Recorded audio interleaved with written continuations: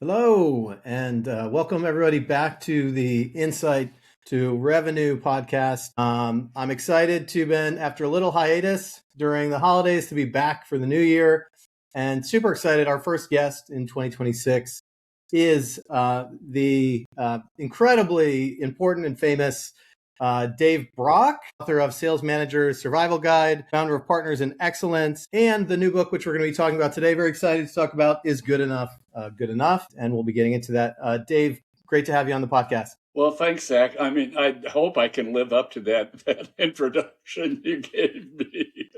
I've never had somebody say important and famous, but I hope I can live up to it. But I really appreciate being on this. I've enjoyed our conversation, so I look forward to this one. Yeah, as well. And really, I've been following your work for a long time. Was very excited to hear about the new book. And I've really appreciated our conversations, especially the time you spent as we launched Insight Revenue and sharing your wisdom and everything since then over the last few years.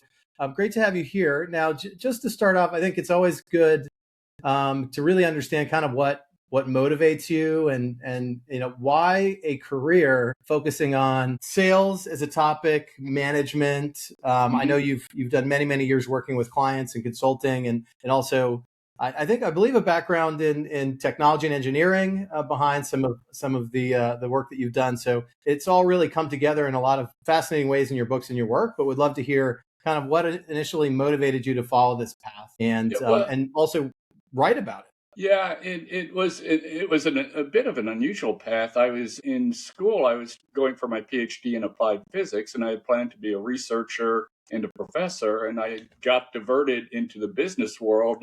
I was recruited at a very young age to a Silicon Valley startup, and we failed miserably, but I got really challenged by it. And so I went into the business world, went to IBM, sold for many years, managed large sales teams. But one of the things I started finding was, I guess, a unique talent that I have is as a real problem solver.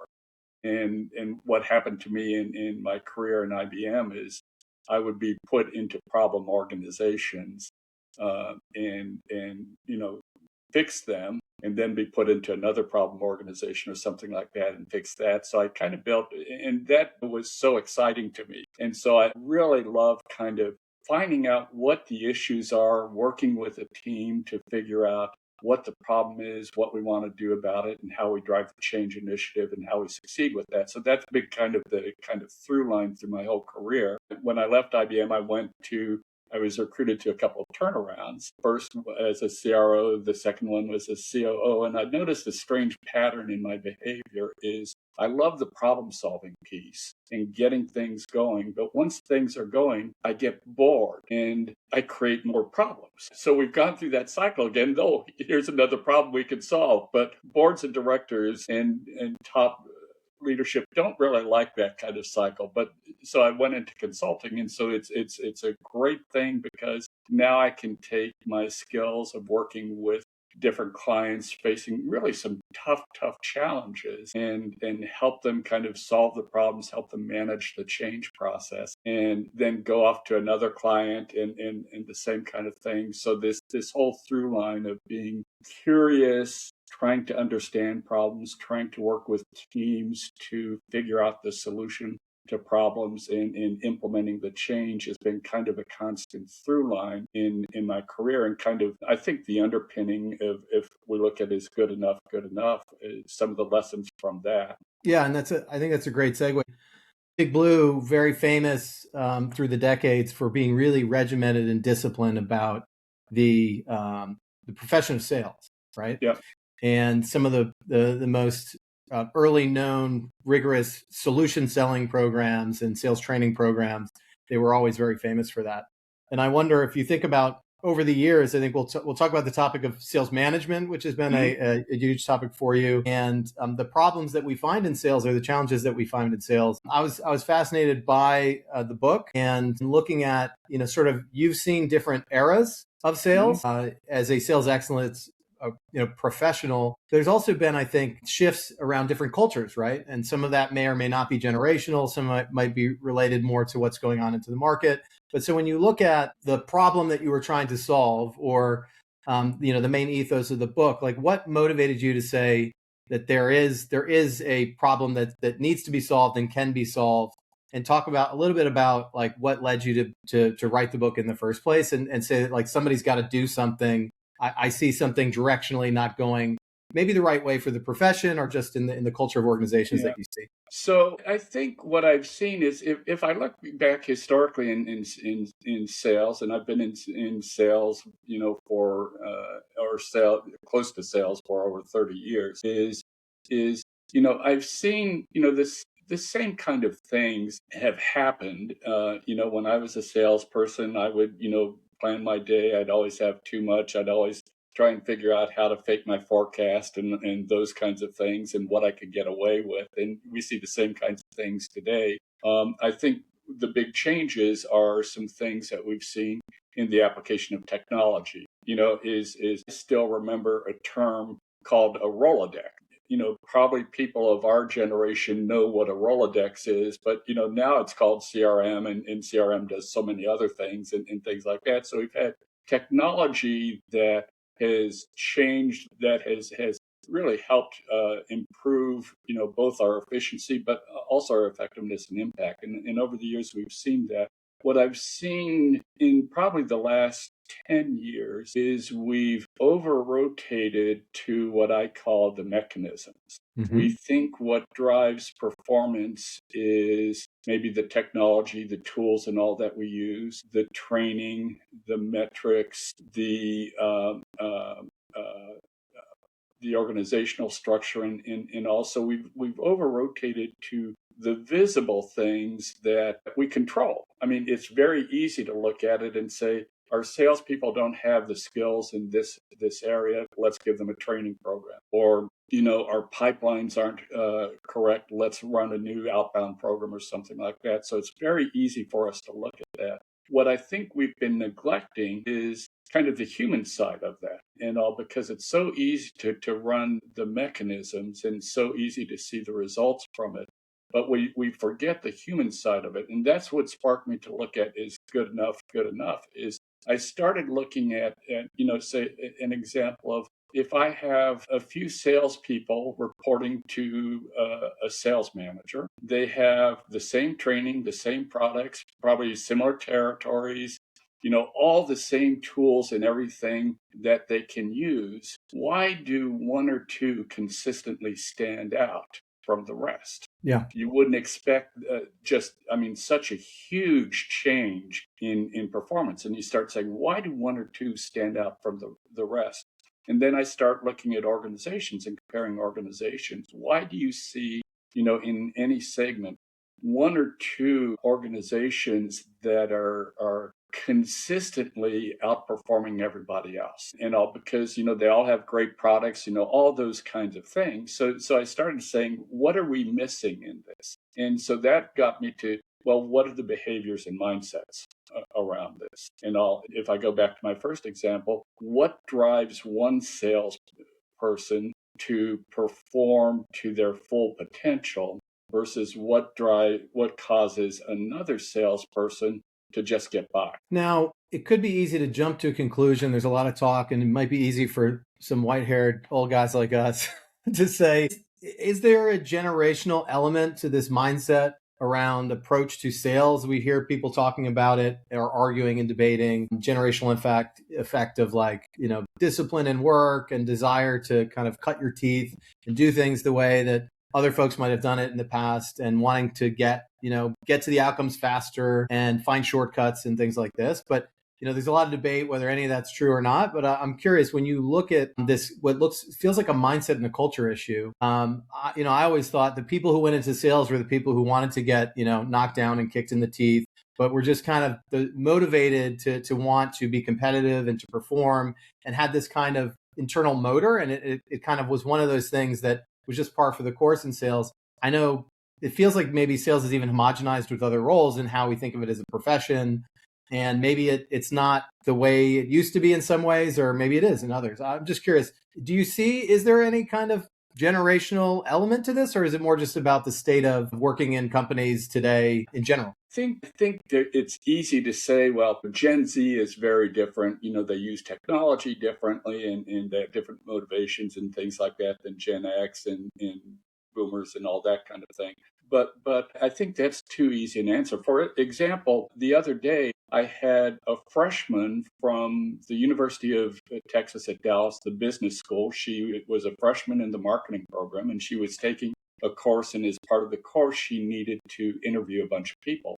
And I happened to be a fellow at the school, so she was introduced to me, and we had a conversation. And what struck me was her energy, her curiosity, and her really drive to learn, and all that kind of thing. And if I look back at myself when I entered the business world, I had that same kind of energy. And so Mm-hmm. I don't think it's a generational kind of thing. I think it's kind of more of a systemic kind of thing where we move into organizations, and over time our behaviors are eroded a little bit just by what it takes to get things done in the organization. And it's not any specific organization, but we come in with a huge amount of energy, a huge amount of excitement, and then we kind of settle into the job, and every year it maybe erodes by a few percent and a few percent and a few percent. And then at some point, we just start settling for things. We lose that kind of excitement, and we lose that kind of joy. And that's the thing that if in this book, and if by focusing more on mindsets and behaviors, we can start recognizing that erosion. And it's not purposeful, it's not conscious or anything like that, but recognize this is what happens in any kind of system that you're in. How do we start fighting that? How do we start bringing that excitement that this freshman that I talked to on Monday brought to that conversation? Yeah, I mean, I guess like a lot of things, keeping people inspired and motivated. And I do think about, I guess Scott Galloway and others talk about sort of the different relationship people now have with their companies, right? Yep. Maybe that there was a breach of that contract at some point, and everyone sort of said, okay, well, we're here. There shouldn't be an imbalance. We're here to do a job you've hired us to do, but you can't expect it to tilt too far one way or the other. And so in coming out of an era where people talk about quiet quitting and all this, I know that it's evolving quite a bit now. When we talk about a mindset around excellence, who's responsible for setting that mindset and that culture do you think it's more on the company, the manager of the team? Is it more on the individual themselves just to bring that to the table? Like what are you seeing? Yes to all of the above. And if you don't have all of the above, then something is out of whack. So first of all, it starts with you and all, because we as individuals, whether we're senior executives, managers, or individual contributors, what do we bring to the job? What kind of curiosity do we bring to the job? What kind of accountability, what kind of discipline do we bring to the job? And it's really kind of, it's kind of related to what is our purpose? What do we care about? What do we want to achieve? And so it starts with each of us as individuals, and we bring that. And that's why you see individual contributors that are consistent high performers. And all, despite everything that's happening in their organization, they bring those mindsets and behaviors into the job, and it distinguishes themselves in the performance. So you have to start with yourself. And actually, as a leader, so many times we make it about them. So we talk about how do we get our people to have the right mindsets and behavior, and we make it about them. But if we don't first have the right mindsets and behaviors ourselves, then we can never be impactful in getting our people to have the right mindsets and behaviors. Part of it is there's a separation. I always joke, my dad used to tell me, when I was a kid, do as I say, not as I do, because I'd catch Right. him, he'd say, Dave, you shouldn't be doing this stuff. Then I'd catch him doing something very similar a few days later. And that's too much of what we see in organizations right now is the leaders treat the rest of the organization as them. Let us fix them. But until we fix ourselves, we aren't going to be able to fix them. Yeah. And so going back to your work around managers and something that we're seeing in the market as well, and with a lot of our customers, is the idea that so much change is happening. Hmm. And we talked about technology change, we talk about sort of cultural changes, economic changes, et cetera, et cetera. The managers are always kind of that triage point of Yeah, everything. yeah, And, yeah. I'm sure you wrote the book because tremendously neglected in most organizations is the transition from salesperson to manager, and then having managers actually have more support in their craft and in their day-to-day job. So when you talk about right now excellence as a not just a mindset and culture, but I really loved in the book how you went into a lot of really practical application in the different aspects of how you set up your team and as an individual Mhm. for sales excellence.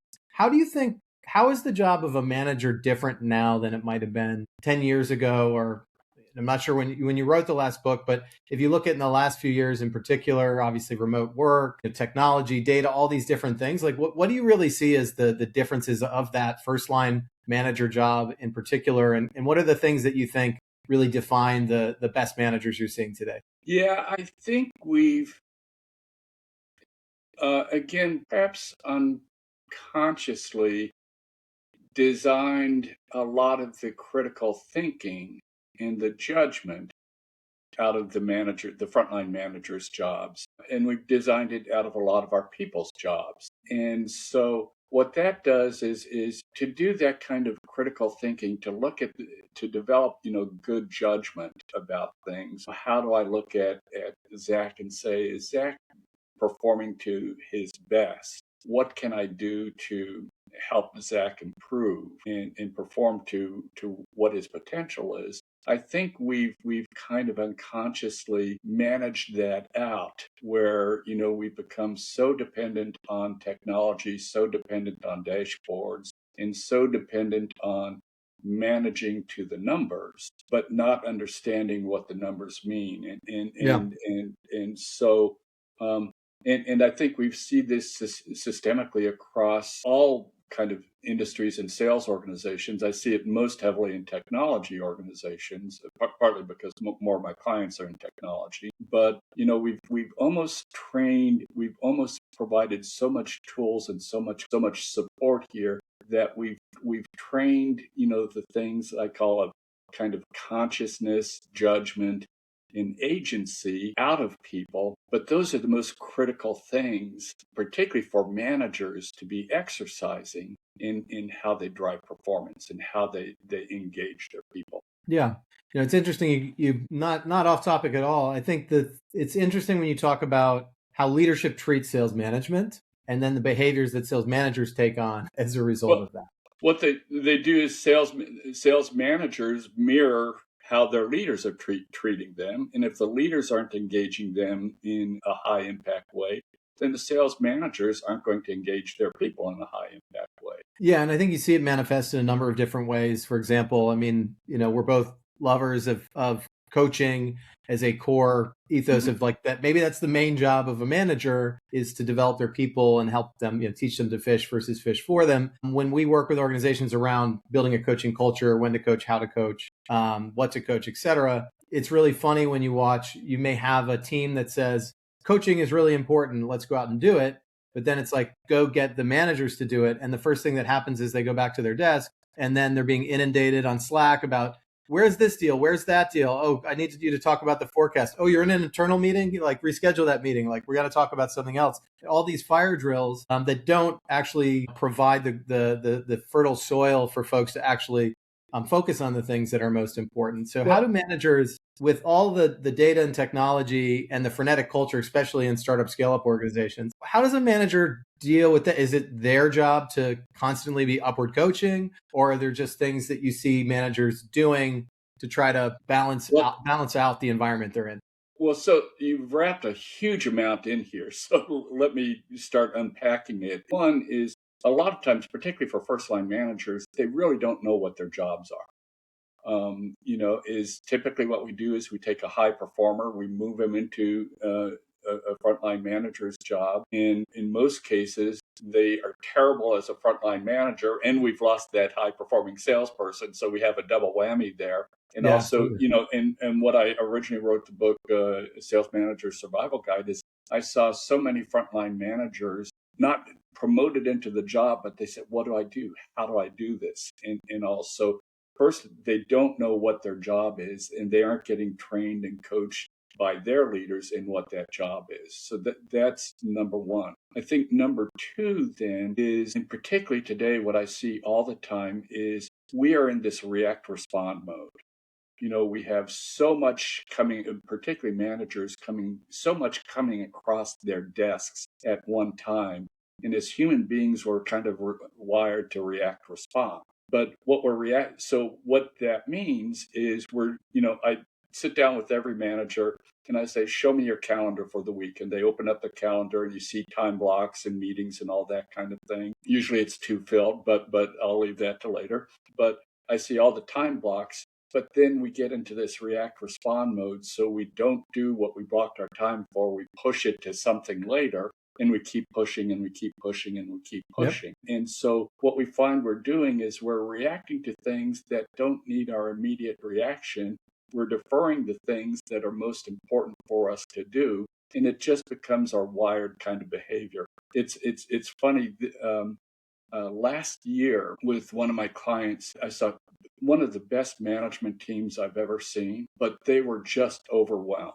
So I said, okay, we're all going to get together. They happened to be at a trade show in San Diego. I said, okay, you're going to sacrifice one of your evenings and sit down with me. And the title of the workshop was Shit, We Have to Stop. And we started going through this kind of thing and going through their react respond mode and saying, how do we manage this? What do we respond to? How do we start meeting the stuff, doing the stuff that we need to do? It turns out I've done that workshop about a dozen times later with other companies because, the same thing. And so it goes to one element in is good enough is what we see in consistent high performers is they're very disciplined. Discipline doesn't mean inflexibility, but they're very disciplined. They know what they're trying to achieve. They don't get diverted from that path. And I think if I had to look at all leaders,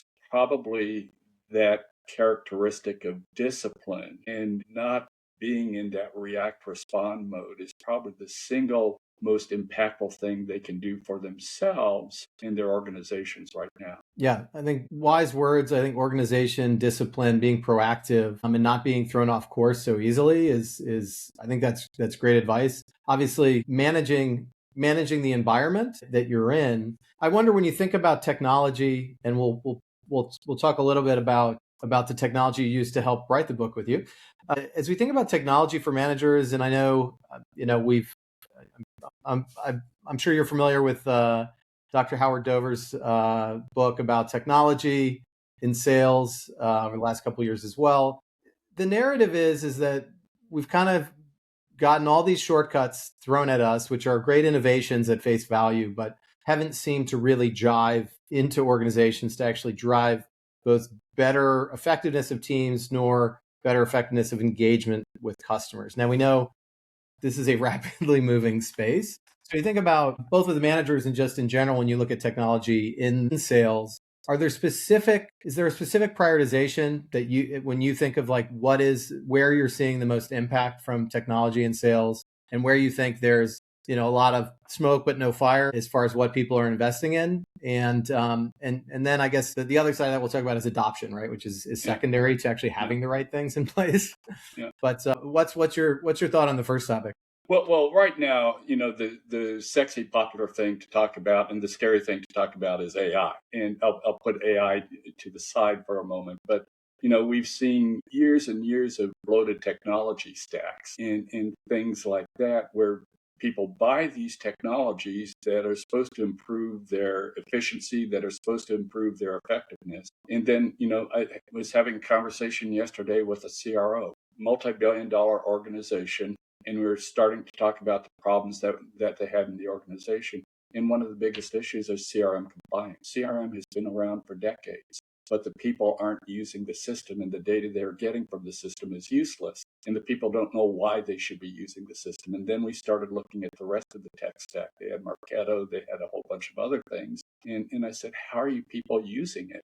And they aren't. So they bought the things one or two people may be using it, but they aren't really getting the value out of those tech stacks that they should be getting. And that's a tremendous loss, one, in terms of expense on tech stack, but two, a tremendous loss, again, ignore AI for the moment, in terms of what it can really do to drive performance.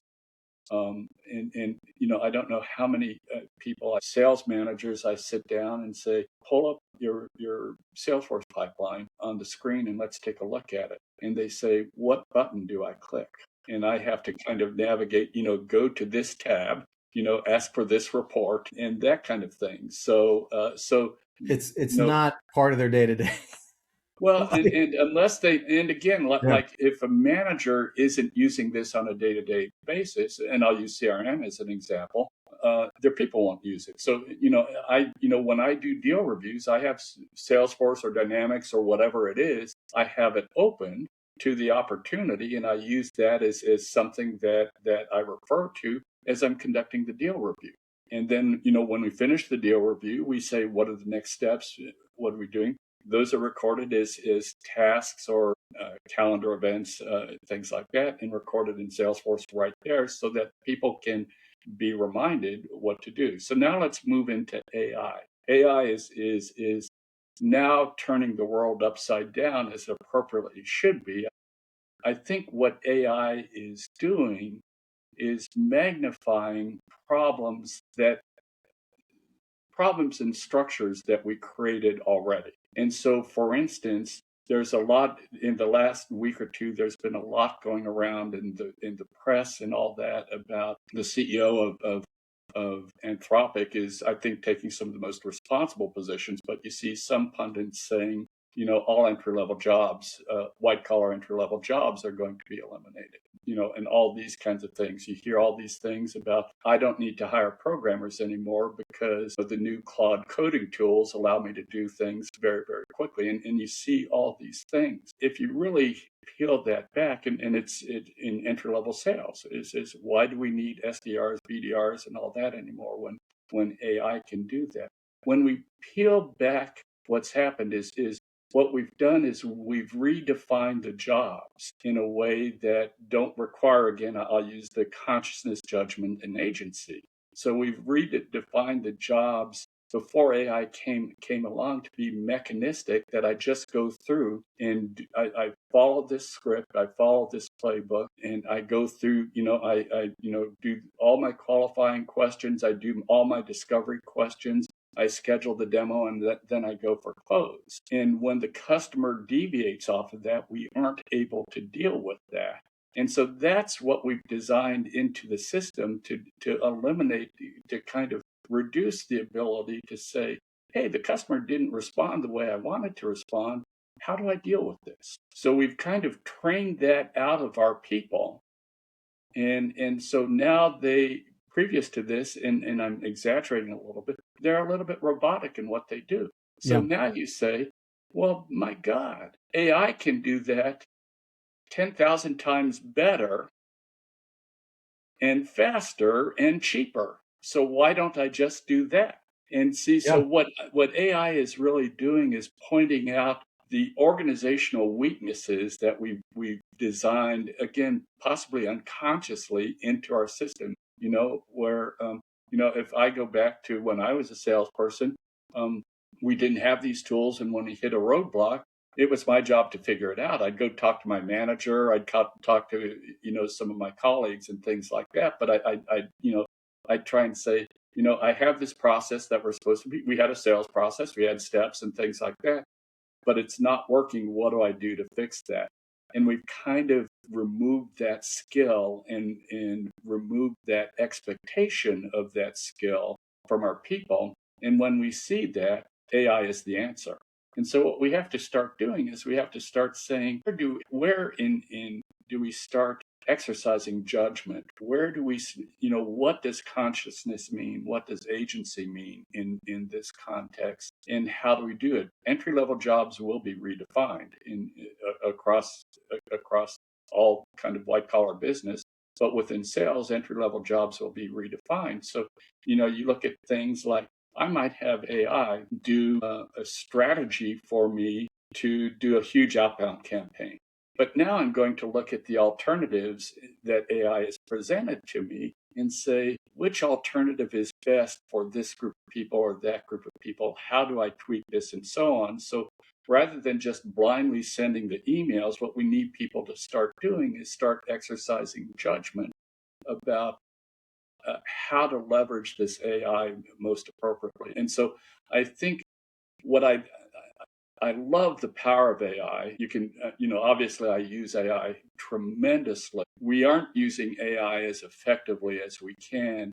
And AI is pointing out the structural flaws that we've had that have existed for at least the last 10, 15 years, but it's pointing them out and amplifying them. Yeah, and I really like you talk about the 7 mindsets in the book and about things like purpose and curiosity and accountability and these inherent sort of human traits that become so important. And I know when you look at there's a lot of special interests or interest in general to kind of push us off the cliff as far as automated buying, automated selling. There's a lot of reasons, there's a lot of money going into convincing us that, like you said, there's kind of this downward spiral that can happen where it's like, hey, technology is making us worse at doing the job. We're not taking the accountability and purpose. We're losing curiosity, so we're much more easy to replace, right?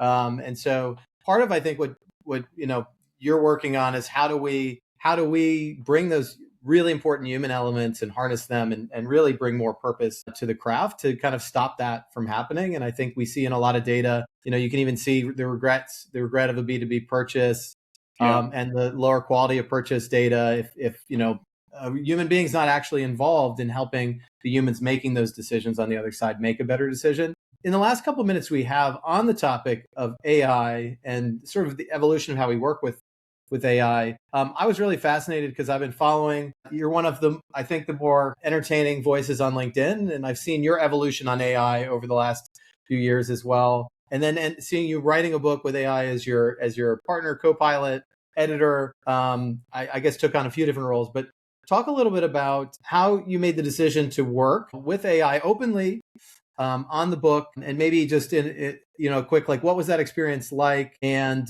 is there anything you would do differently if you started the process over? So I'll use the book as an example of how I use AI, but I mean, and we embed AI in everything we do, and with our clients, we provide them AI tools and all that.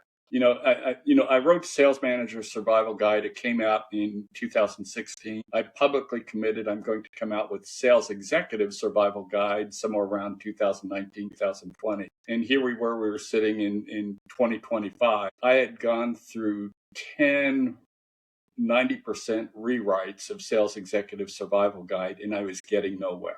And I had that commit. I needed to get that book out, less because of demand, but more because I just felt it was an important book to get out. And so finding one afternoon, I was really frustrated, and because I was trying to start another writing session, I dumped all of it into Claude. And I said, I'm struggling with this book. Help me see the structure to it. And it took all the 10 editions. Then when I saw what it did, I said, well, I've written over 4,000 blog posts. Look at those as well. And I said, come together and help me. I've been struggling with the structure of Sales Executive Survival Guide. Help me structure and outline the book. And so it went through all that, literally hundreds of thousands of words that I've written. And it came out and said, here, and I said, this is what I want to accomplish in Sales Executive Survival Guide. And it says, here's some key ideas. And we went back and forth. It came out with a chapter by chapter outline. And all of a sudden, it kind of gave me great clarity about what we did. And I had about 90% of that written before, but it wasn't in a structure that was presentable and usable. So it helped me organize what I had already written into that structure. We naturally had to go through a rewrite because it was a slightly different context. And so that back and forth with Claude of really designing and tweaking it and debating with it and saying, gee, I missed this point, or, ask what points am I missing, and that kind of thing was really kind of a collaborative conversation.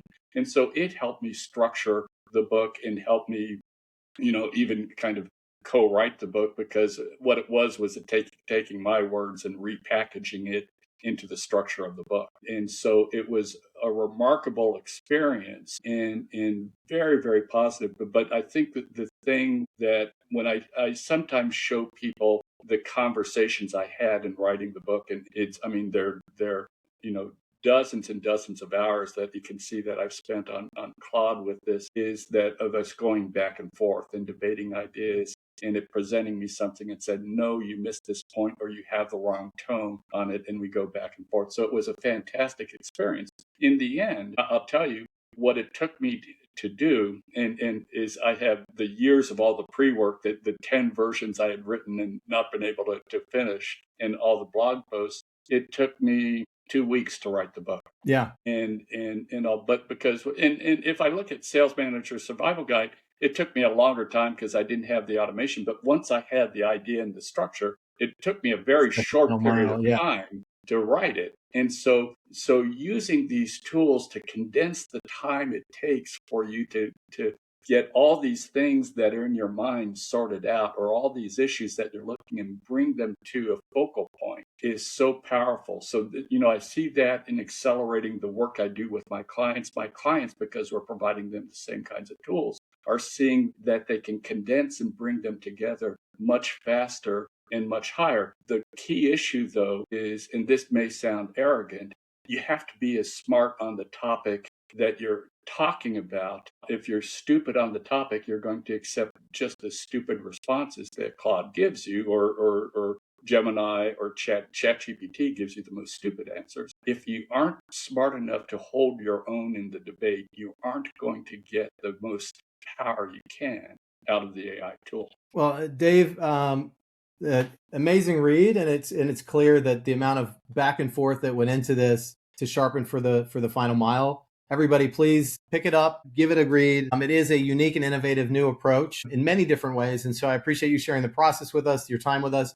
I think we got maybe 2 episodes in here already today and could go way deeper into more, but look forward to talking again.